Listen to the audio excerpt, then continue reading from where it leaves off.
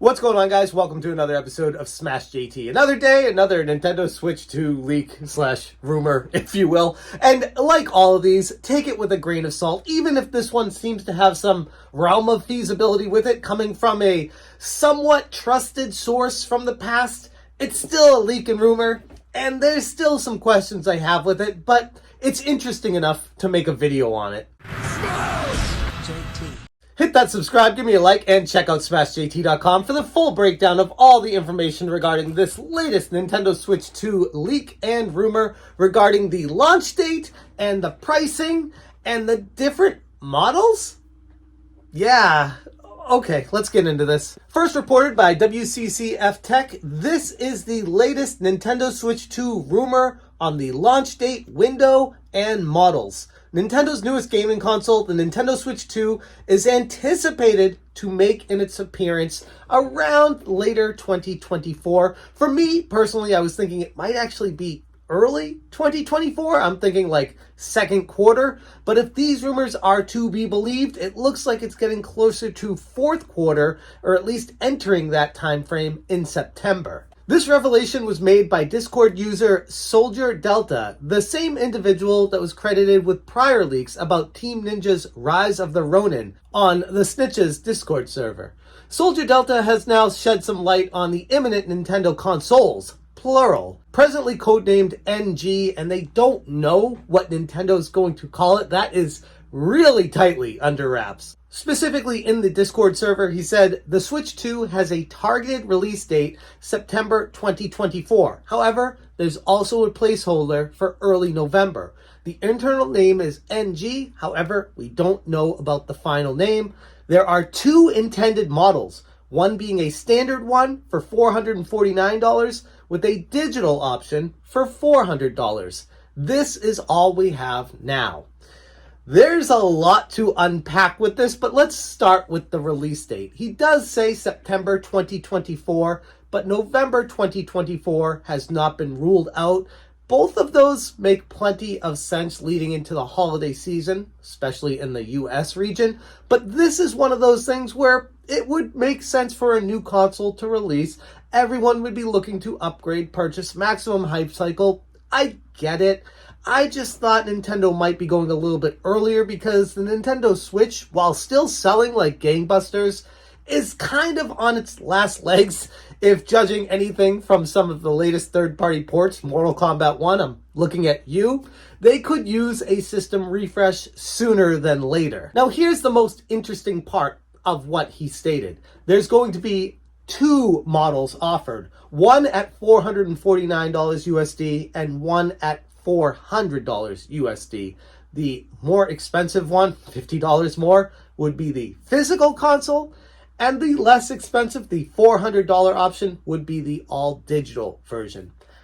I have some questions and concerns about that, but also doubts, because here's one thing that Nintendo loves to do: physical games. It's something Nintendo makes a crap ton of money on, and abandoning the hardware, they would lose the percentage of income that they make selling these to third parties. So I do have a bit of skepticism that Nintendo would go the route of Sony and Microsoft with an all-digital console, but it's not completely out of the realm of possibility. And why I say that is, Nintendo could be facing a tremendous amount of pressure from third parties not wanting to support their next generation of console if they have to pay a huge premium for cartridges again when they can go to the other console manufacturers and buying these Blu-ray discs for pennies on the dollar compared to the cartridges. So there is a benefit for third-party companies to use Microsoft and Sony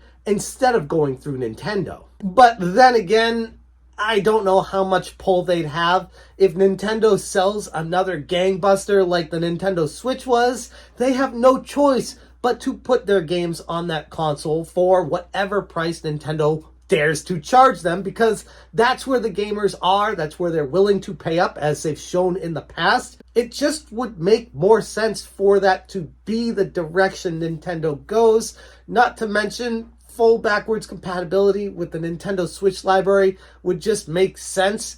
And if you do an all digital version, you completely lose out on that availability, that option, if it's even an option in the first place. And here's the thing.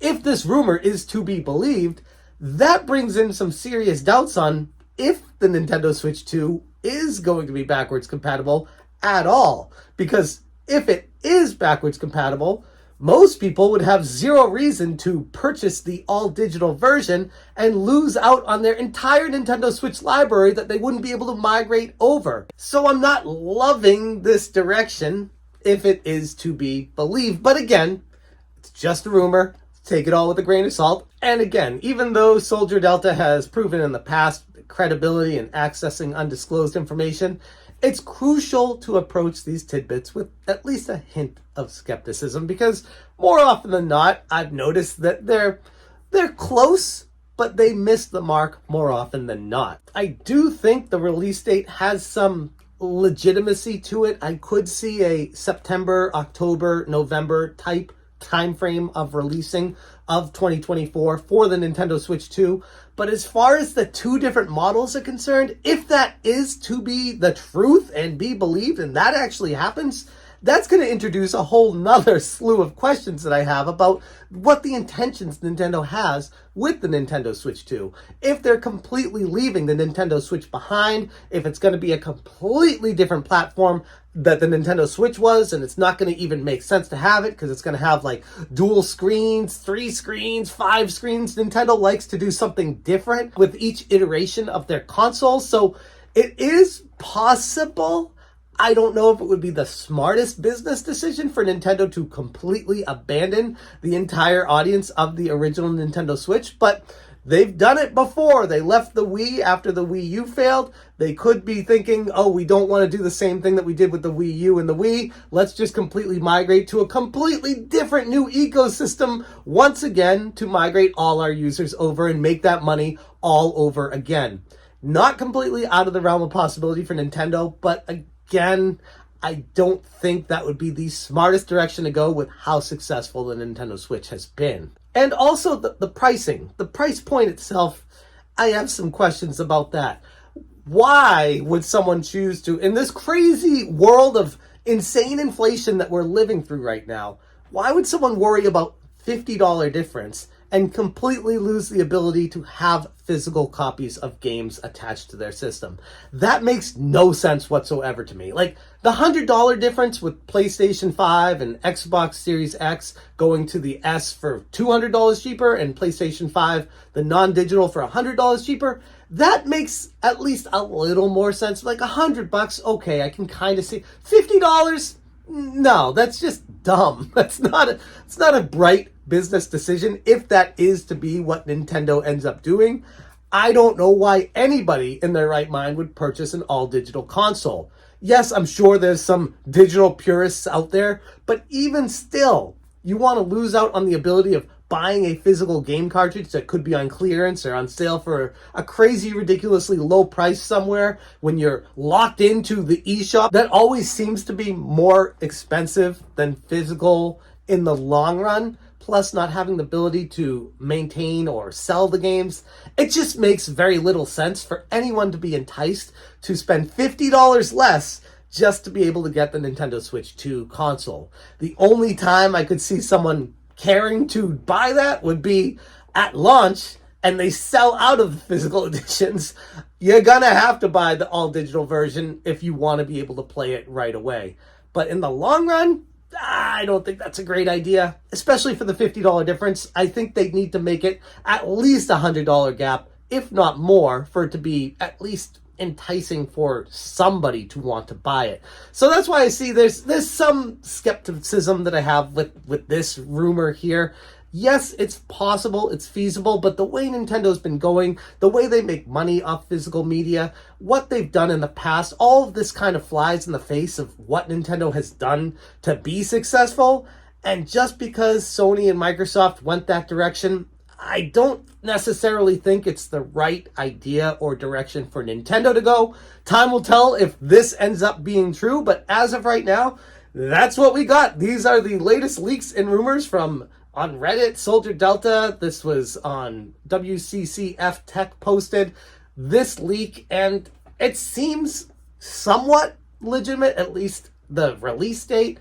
I take issue with the two different consoles, but time will tell. I'm interested to hear what you guys think about this. I'm going to leave it there. Thank you so much for watching, and as always, you stay smashing. Smash,